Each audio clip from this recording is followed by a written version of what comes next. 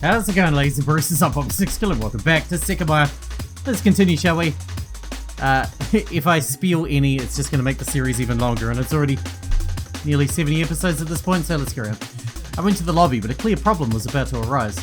My past self was going to the storeroom very soon, so I can't stay there again. If I'm remembering correctly, in this world, the group didn't go to the security room after waking up. I can't risk staying there, though. I kept clearing the smoke off me. It had touched me again, so I looked similar to how I had in the morning. Katai was the first to return. At a slow pace, he scanned the floor. I just remembered when he said that he used the security room's microphone while we were unconscious. That really was a blatant lie, which Arcado must have immediately realised if they weren't working together. Also, Katai will probably be confused when he finds out the security room's unlocked. I stayed behind the reception desk. Once Katai was next to Ed and his group, someone else had come down. My past self, who went straight to the storeroom, I was unable to find the rusty key in hallway A, so I stayed inside. What was going to happen? I'd hidden in the storeroom for hours, but I knew the way things played out would be vastly different from my world set of events. Eventually everyone would disappear, and after that my past self would bring both Sekimeiya to the attic to experiment with them. I had to hold on until that point, when the Sekimeiya would be within reach again. I didn't want to be found, but I knew it could happen. The Artsuki from that world wasn't a past self of mine. Him seeing me wouldn't be a contradiction. The seconds began to tick by. I had no place I could safely stay, so I had to keep moving, my whole objective being to smoothly return to one particular point. I couldn't travel forward in time to speed up the process. I hadn't been in the tower in the proportional past. However, I doubted I would have been willing to do that anyway. To skip that last time I had, where Mia existed. When I heard her voice, I couldn't stop myself from getting closer to the door. "You okay? Don't worry, not our fault." She was there. It was proof that my effort wasn't worthless, but I couldn't even see her. Aware that they could come to the lobby at any point, I walked away. After learning that they'd been trapped, the group saw the shutter for the first time. Then, once they stepped into hallway A, they directed themselves to the dark crystal room A5. It wasn't what we'd done. They weren't surprised to see its stained walls, and the security room, which should have been their priority, had been ignored completely. Oh, huh. The suitcase isn't here this time. Naomi ran up to the attic with it, and I didn't see it. However, the Sekimeiya were on the sofa. It has to be that suitcase that was brought to our world as well, which is why we saw two. Is there a reason why I believe Naomi might have hidden upstairs? If, as I suspect, she's part of this, above us there are 5 desolate floors full of offices. However, there's a 7th floor that we call the attic, or the Ashiya floor. Unable to use the elevator, they all walked up the stairs. I could follow them. It was good to know what their movements would be, and the events that were bound to unfold. In the future I could put that information to use. I'd already noticed that Katai's behaviour and the things that he was saying were different. The group was going to find Naomi, who had locked herself in the attic. However, Shiroya and I had unlocked it, and Naomi was no longer in the building. On the 2nd floor, the group looked through the partitions. As expected, nothing was found, and they moved onto the 3rd floor. The same occurred upstairs. I followed them when they were going to the 4th, but all of a sudden, someone walked back down while I was following them. I couldn't run all the way down, so I was able to enter the first partition. I was only able to enter the first partition. That's me and Mia. From behind a desk, I saw them walking beyond the glass, which greatly muddled their voices. Before I could breathe, Edina and Isla came down as well. They appeared to be following the other two. What was it? No one seemed to be coming. Why had they gone down alone? As I wondered that, a 5th person came from the upper floor. Arcado. He walked before me, looking deep in thought. While I was still phased, the 6th person appeared. Sai trailed behind Arcado as he had disappeared beyond the glass. What the hell are they doing? I remember this. When I was in the storeroom, everyone came back on their own. I heard different footsteps walking beyond the wall. I kept waiting. After all, someone was missing. Where's Katai? Why is he the only person who hasn't come down? I couldn't hear anything. Was he still above me? Assuming that he wasn't coming, I slowly emerged from the partition. Why the hell had they left Katai alone? Trying not to reveal my presence, I approached the staircase and went up to the 4th floor. There he was. I saw him walking toward the partitions, looking a little disoriented.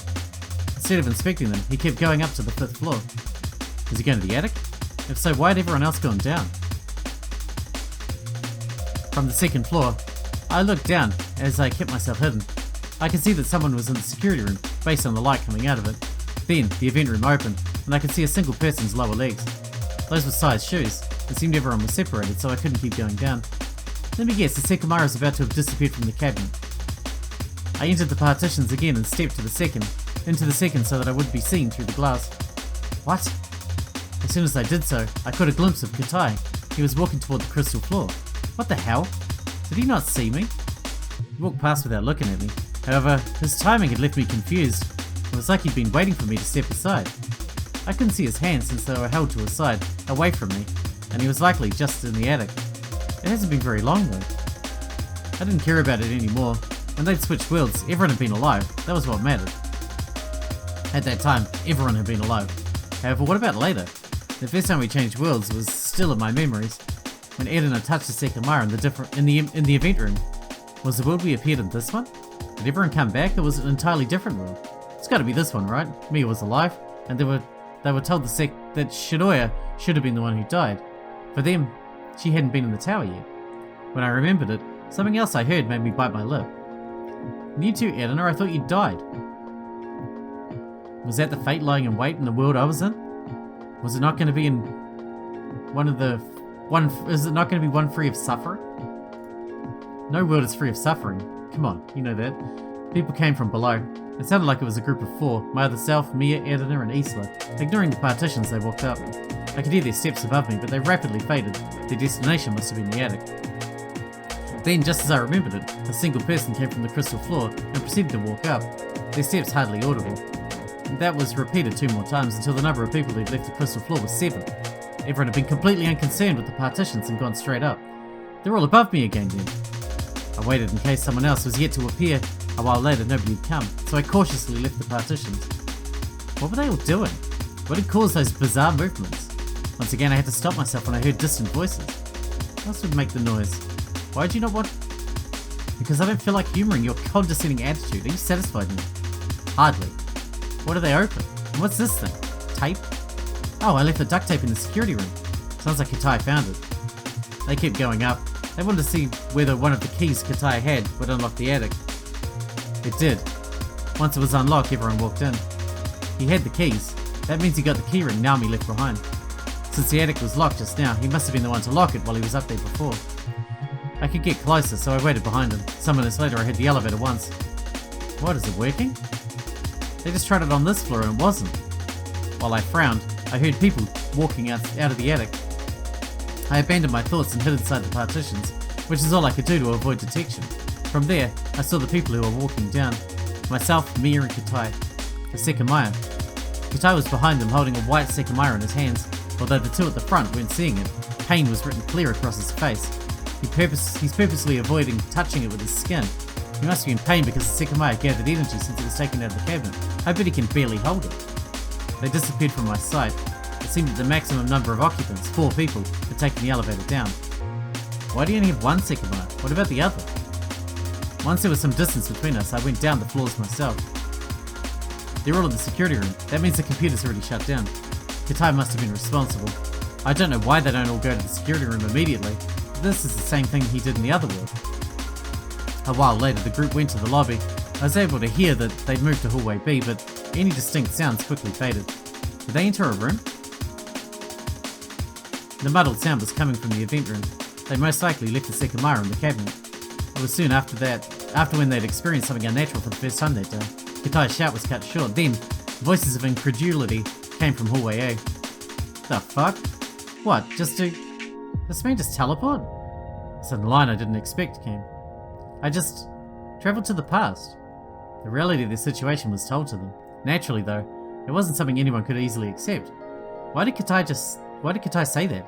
He just touched the Sekimeiya and appeared in hallway A. Why did he immediately say that he travelled to the past? I didn't understand. In my world, he had been completely opposed to the idea of time travel existing for a very long time. Despite what had happened, Katai made them shut the Sekimeiya away before walking to the security room.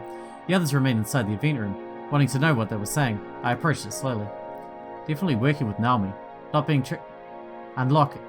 The door wasn't fully shut, but it was difficult to hear what they were saying. I still managed to understand that they had the key to unlock the cabinet. Did we touch it? That's me. I realised I'd made a sound. In an attempt to hear better, I'd revealed my presence. When they opened the door, I was already in hallway C. I'd been able to react fast enough. They started coming out to find out who'd been there. A little nervous, I retreated to the second floor. They're looking into every room. I bet they think Naomi made that sound. I started to get a bit worried, but the sound stopped. They weren't coming to the other floors. When I looked down, I saw they were back in the event room. I stepped forward slowly, making sure not to reveal myself again. They just learned about time travel, so I really wanted to hear what was happening. What's my other self thinking? What is he thinking now that he's witnessed time travel for the first time? The events of November 30th. Did they occur as I imagined? If so, I don't have to wonder. It seemed Katai was still in the security room, so I got closer to hallway B. What? All of a sudden, the cleaning room opened. I stepped aside immediately, but I was able to see who'd been there. Sigh. His footsteps grew fainter as he walked to the event room. However, when I glanced at the hallway, he wasn't there. He was gone. His disappearance stunned me long enough that I didn't react to a door opening. By the time I realized what had happened, I was staring into Mia's eyes. She looked at me from the event room with a curious frown. Should I get closer? I could hardly believe that I was seeing her alive and well. Strangely, her look didn't seem to share the same puzzlement. Then I took a step forward, unable to take my eyes off her. So, it worked. You went to the past. What? Did the other Atsuki just touch the Sekimeiya? Yes, I suppose so. I see. That's why Sai disappeared as well. I can't believe it though. Is Sai not here? Oh, you're right. I don't think he's been here for a bit. He, Katai, and the other Atsuki were missing. The group seemed equally perplexed about Sai and my own disappearance. They think I'm the Atsuki who just disappeared. If he travelled to the past, I should leave before he's back. How's this possible? I don't get it. But if you went to the past, why didn't you appear in this room? That's what happened to Katai. Given what I saw, Katai travelled just a few seconds through time. He must have touched the Sekimeiya as soon as it was removed from the cabinet. I don't think I travelled a few seconds through time, but actually minutes. About 20, I'd say. I recalled the time they'd unlocked the cabinet again. And if the other Atsuki had just touched it, his experience must have resembled what I was describing. Oh, what? That long ago? We were still in the attic, right? As I nodded, the air around me felt somehow dense. The situation was so surreal that I could hardly believe I was really there. I saw the Sekimeiya near the hallway B door, sitting on top of its cushion. It was clearly grey. Let me see. I placed my hand on it. It's not doing anything and it's cold. It must do nothing when it's this colour. It's just a thought, but maybe I travelled further because I spent more time out of the cabinet. When Katai touched it, it had barely been out for any time at all. While everyone observed me, I put the Sekimeiya in the cabinet. In mere seconds, its white colour returned. This again. I still can't believe what just happened to me, but I think we should follow Katai's words and leave it in the cabinet until we leave. The keyring was inserted in the cabinet, so I gave it to Mia after locking the wheel manually. I doubt they'll actually do that, but it'd be best if they did. If the Sekimeiya stays in there, all those tragedies won't happen. I mean, what else would we do? Did you make the sound in hallway B earlier? Oh yeah, I did. That was when I realised that I'd really travelled through time. I moved to the second floor fast enough to stay out of sight. That's just insane. Are we actually searching for you? Where the hell is Naomi then? Actually, where is Sai? That's another good question. I know he was with us when we searched this hallway. Did he go somewhere? Akano looked through multiple doors, but he didn't find Sai. He's not here. Did you see what happened to him? No, I was on the second floor, so all I know is he didn't go up. He's still here then. We heard faint sounds coming from the security room. Only Katai was there. While everyone entered, I stayed near the hallway, ready to leave at any time. Oh, I haven't been able to fix anything. I apologise. He's doing the same thing as in my work. I'm completely lost. I don't even know what the issue is. Everything is properly arranged and connected, so unless no electricity is reaching the outlets, I'm out of ideas. Katai crouched under the desk, inspecting things once again. And you still haven't found Naomi. You're inspecting this floor just now, right? Yeah, she wasn't here. That's very strange. She must have been able to keep dodging us, but there's no way that'll work for too long. There's no place where she could hide forever. I kept looking at the staircase, wondering where the other Atsuki was. He must have appeared in the past with Sai, but it was very strange he hadn't showed himself yet. The door to the lobby was open, and it was likely he was on a higher floor. I wanted to leave as soon as I saw him returning. Wait a second, am I falling for it again? Katai touched the Sekimeiya and appeared in hallway A. He'd just been there, as he walked from the security room to the event room. He appeared in a past location. In other words, he could have gone to the future. I could see the cabinet in the event room from where I was. What was inside it at that moment was the future Sekimeiya. The only reason they think they went to the past is due to what Katai said. I just travelled to the past. Why the hell did he say that? He'd been carefully holding the Sekimeiya without touching it with his skin, so he knew about its powers. If he had travelled to the past before, it's very likely that's what he assumed would just happen again. He went a couple of seconds to the future, so he couldn't notice his own misinterpretation. Unless he lied on purpose, I guess. Is there anything... Oh, the elevator.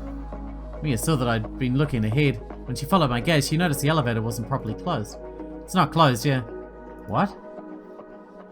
Well, it's been like that for a while. I noticed it when we walked down from the attic and figured the others had purposefully left it like that. We didn't. Must not have closed properly when you got off then. I've seen it happen in the past. I see it. I didn't notice it. Me neither. Wonder what I should do. I can't change my version of what happened, but the other Aski didn't travel to the past. Neither did Sai. That's why they're not back yet. What I said still applies though. They must have travelled about 20 minutes to the future. That's when they'll return. Wait, I just remembered the hallway B camera. That's the one that had its lens completely clean. Oh, they did notice it. Excuse me? Right, the one above the door to the lobby. Yeah, and the footage was being displayed up there. Are you serious? That makes sense. When they went to the security room, the computer wasn't disabled yet. Kitai and Arcado ran out of the room to confirm what we were saying. You saw it, right? What the hell? Was it cleaned? There's no way we would know. I don't have it anymore, but you do remember when... Wait, where the hell is Sai? Kitai was told that Sai had recently vanished. Before he could begin to spit out more of his nonsense, Arcado forced him to hold off. What were you gonna say? We've already searched for Sai and the Sekimeiya locked in the cabinet. The duct tape, remember? Sai took out my keyring, and I had a piece of duct tape attached to it. That piece had smoke residue on it. I know it was duct tape because one side was still sticky, which means that it was only hit on the front side. In other words, it was stuck somewhere when the smoke was released. Where did it even come from? When I walked down to the crystal floor searching for you, I found it hidden behind a handrail, and put it in my pocket to inquire about it. That's when it got stuck to the keyring. Hidden behind the handrail. I think it fell to the floor when I was here. You must have found it when he was unplugging some cables. I've been quiet for a while, so I decided to speak. My voice came out rougher than I intended. So it was placed on the lens of that camera, which prevented the smoke from hitting it. Afterward, it was removed. I'm confused about a few things. Why would someone do that? Must have been someone who knew the smoke attack would happen. And it was removed before we entered the security room. Kitai sighed, dramatically sitting in his chair. What the hell is Naomi doing? We can't even use the computer to figure anything out. Do you all think Sai ran away on his own? Now we need to find both of them. We lost track of him when we were searching this hallway, which would have been a good opportunity to sneak away. I have no idea why we do that though. Kitai, clearly agitated, pressed the computer's power button again while looking at all the blank monitors. Maybe now you can believe that he was the one up to something. I'm just trying to do my job. None of us responded. For some reason, everyone looked tired. It seemed no one had the will to go find Sai. I remained quiet along with them, but that was because I was counting the seconds. I figured it had been close to 20 minutes since the other Atsuki and Sai had disappeared. The empty screens were the only place anyone was looking. That was all I needed to silently escape, retreating until I was safely in the lobby. Nobody noticed that I'd left. Soon after my departure, Sai and the other Atsuki returned. I wonder what would happen next. Would they realize what had occurred? Two Sekimeiya had been hidden somewhere. Just like in my world, their very existence was concealed. During the time when I'd been hiding in the storeroom, there'd been an extended period of complete silence. I'd only heard sporadic footsteps every now and then. Although my perspective had grown wider, that was all that happened. However, I was able to understand it better from a distance, keeping my presence a secret thanks to the layout of the floor. The people in the security room split up. Atsuki, Mia, Sai, and Kitai went up the stairs. For a very long time, Atsuki and Mia didn't come back. Meanwhile, although calmness seemed to permeate the crystal floor, that was far from the truth. Sai and Kitai had returned. Everyone who I knew was on the crystal floor. One of the Sekimeiya. Not just the one in the cabinet, but the two hidden ones as well. I saw it with my own eyes. When Kitai thought no one was watching, he took the future Sekimeiya. The cabinet had been locked, so he must have had a spare key. Then he brought it to room B4. Strangely, like in the previous build, he hadn't hidden it in the storeroom's secret partition. At that point, I realized that I'd been mistaken. I hadn't been the only one to notice Kitai. After he left, it was Arcado who entered that room, hiding the Sekimeiya behind his back as he stepped out. They both wanted to obtain all the Sekimeiya, and it became evident that Arcado and Kitai weren't working together. Along with Sai, they continued silently working toward their objective. At one point, Editor and Isla remained in one of the hallway A's crystal rooms, while the other Atsuki and Mia were likely in the attic. It was hard to decipher everyone's goal, but all I wanted was to let the minutes keep passing without interruption. It had been a while since Kitai had entered one of the crystal rooms. I knew one of the Sekimeiya was there. Had he activated it? I looked through the door and saw an open cabinet. Inside there was a grey Sekimeiya. I figured that he would have travelled more than an hour through time, and the fact that I hadn't seen him yet seemed to imply that he'd gone to the future. It appeared Katai was out of the picture, but Sai and Akira were still around. When I saw them, they were looking for Katai, but they located the future Sekimeiya instead. Since they were together, neither one revealed their true colours, and they brought it to its cabinet. However, as expected, it was Akira who later took it out again. I was witnessing a bizarre play. No matter how many details I was missing, their movements felt ridiculous. I considered that perhaps a reason they were constantly relocating the Sekimeiya so early was in the off case the shutter opened before the deadline. The same thing repeated. The Sekimeiya was found in one of the drawers in the lobby. That time when they brought it to the cabinet, I heard what they were saying. They were blaming the people who disappeared, although they themselves were responsible. Katai and the other Atsuki and Mia were the hidden culprits, according to their narrative. It appeared they had locked themselves up in the attic. Of course, the Sekimeiya didn't remain in the cabinet for long. However, as soon as I saw it being brought to the lobby, a sound in hallway A caught my ear. The other Atsuki and Mia were back. I saw them in the security room. I didn't understand what they'd been doing. Why would they have locked themselves in the attic? And why had they returned? Suddenly, a sound drew them to the lobby. They'd already been in the tower for hours. I didn't think a lot of time was left until they would all vanish from the bottom floor. I tried to keep a distance from everyone, but seeing Mia again made me slowly approach the entrance area. I stood next to the far door. Were they on the other side of it? I couldn't hear anyone. Instead, the faint voices I heard came from the event room. I was instantly alarmed. If they looked at the hallway, I'd be seen. I couldn't go to the lobby, and walking back could lead me to being noticed. Wait, Edna and Isla aren't there anymore. The door to room A1 was slightly open. It made me gasp at first, but I quickly saw the room was empty. Are they the ones in the event room then? I didn't have time to think, so I stepped in. I stayed tense by the door, unaware of whether I could leave. Someone was in the event room, and it could have been anyone. However, I couldn't hear anything from the lobby. Maybe they were no longer there. I got closer to the wall and tried to listen through it. Nothing. I didn't want to leave without being sure, but my fear was that Edna and Issa would return. I could hear sporadic sounds, likely coming from the event room.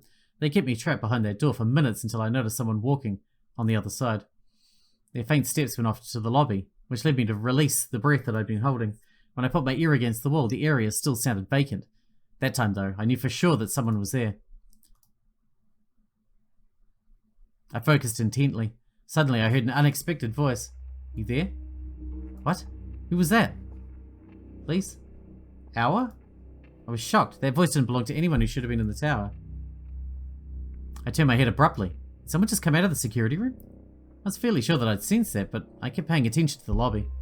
The next time I heard it, the intensity of the voice was higher. Hey, there. That was enough to let me confirm who it was. Suripo. That's him.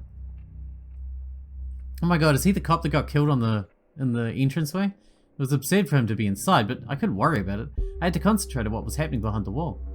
Someone ran. That was all I could make out. Then a noise like someone collapsing. What? Is he gone? The next thing I heard didn't come from the direction of the lobby, it came from the wall behind me. Is someone there?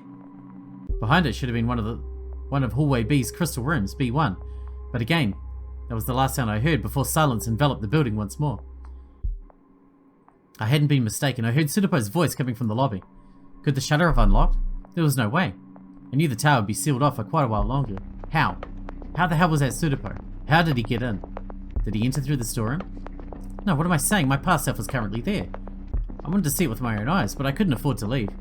I didn't know where anyone was. Hallway A sounded empty as well, but I remained in that room. A short time later, faraway sounds made it clear I wasn't alone. I continued to bide my time in the hope that everyone else would congregate, and I'd be able to slip away. But after a few minutes had passed, a sudden gasp caused my eyes to shoot wide open. Mia was behind the door, and I could hear myself as well. Oh. Did I just appear out of nowhere? Oh no, that's not what happened to me. Wait. Were you just in the mechanical room? Yes, I touched the Sekimeiya a second ago. I showed up here as soon as you did that. Are we in the past?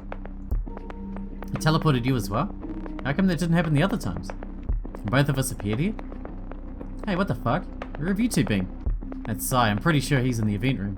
Has anything happened? What? You've been gone for over 2 hours, answer the question. So this is the first time they've seen Mia and the other Atsuki since they went upstairs. They were in the security room earlier though.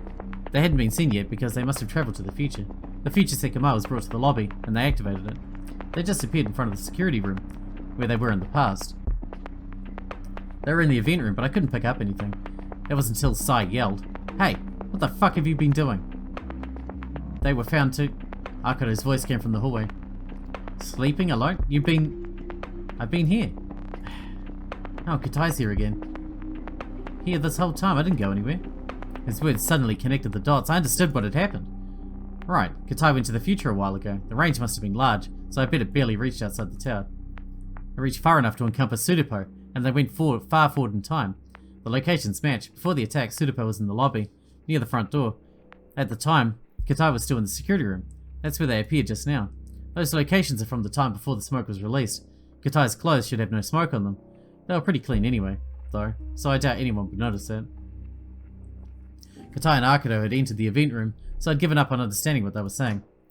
Where the hell is Suripo now, though? Where was he when I was in the attic experimenting with the Sekimeiya? Did he change worlds as well? You hear that? Huh? My own voice shouted those words. I frowned, as I hadn't heard anything. Everyone came out of the event room and approached the lobby. Who is this? Oh, Suripo's still there. He was the next person to talk who left me in a daze. Huh, Isla, stay over there. What?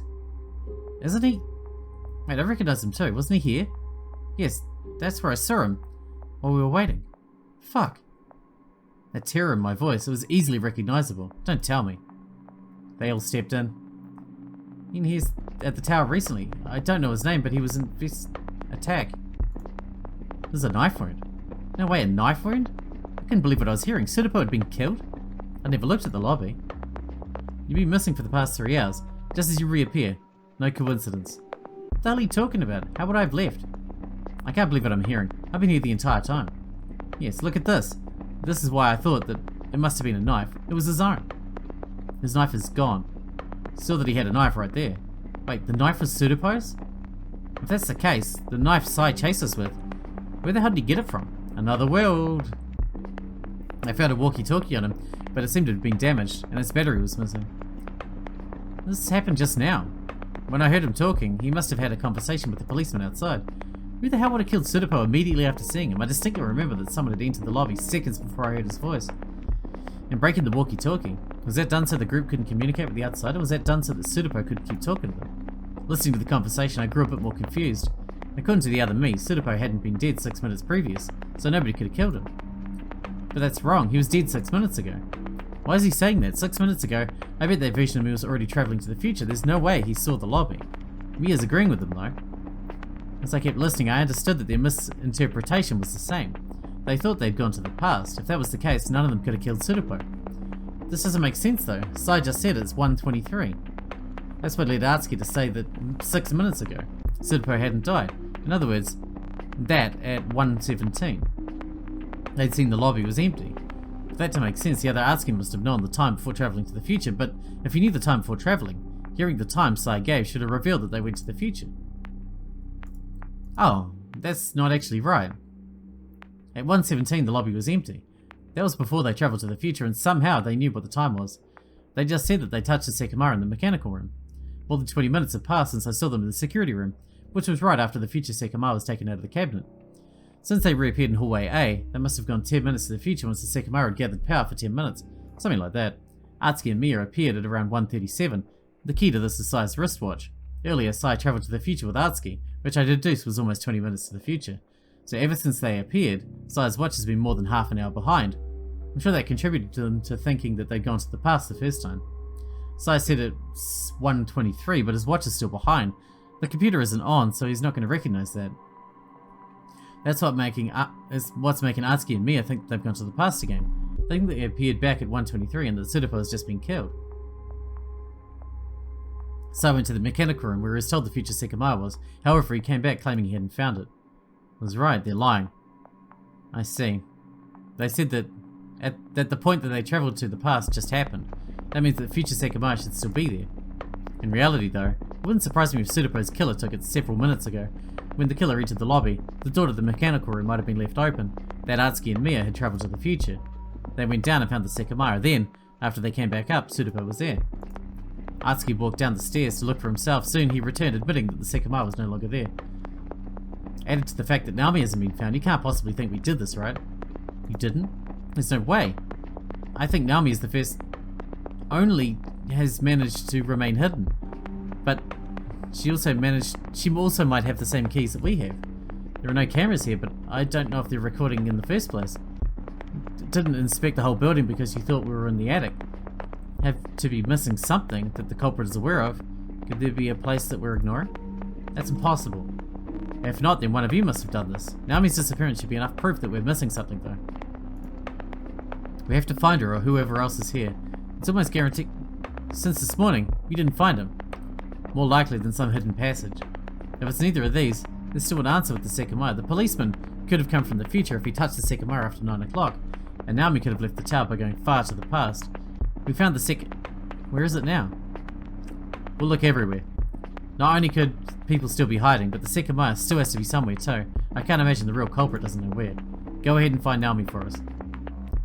The hallway A door opened, and they walked down to the far end. I got closer while being careful not to make any noise. Possible someone's on this floor, don't move. Wait, are they really going to search this whole floor? Oh, what am I even saying? Of course! My past self was about to leave the storeroom.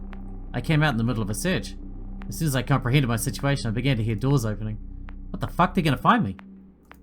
No, I wouldn't be found, I knew that. I didn't want to be found. The time where everyone would disappear was very close. However, the steps in the hallway unnerved me all the same. There was no way to avoid it. I couldn't hide anywhere. The Sekimeiya aren't here. I don't know where the future one is, but the past one is in hallway B. The door opened very close to the room I was hiding in.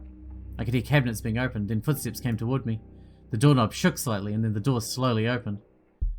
I saw my own body stepping in. As he approached one of the cabinets, I knew there was only one thing I could do. This is very What? He turned around with a startled gasp. His reaction was even more drastic when he saw me. What? Who are you? Are you... me? I nodded, although it wasn't the entire truth. This is very important. Stay here until the search is finished. He couldn't fathom what he was seeing. However, he'd already travelled through time. What was being presented was simply a request that he could take for granted. The way he saw it, there was no reason not to trust that what he himself was saying. Wait, why? Why are you here? Be quiet. It's so that I'm not found, and just trust me, please. He nodded. It was the same thing I would have done. I took a deep breath, then hesitantly I approached the cabinets.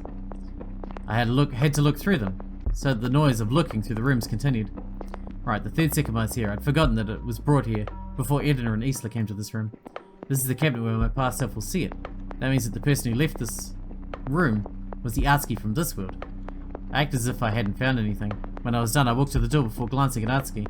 From the despondent look in his eyes, I could tell he was in a worse place mentally than I had been during the incident. I looked horrible. Maybe it really was the Atsuki who'd written that note. Alright, we need to wrap this one up here because we're out of time for today, once again. But we're definitely getting somewhere. Wrap it up. Hope you guys enjoyed it. Thanks for watching. Thanks for getting out for me, and I'll see you in the next one.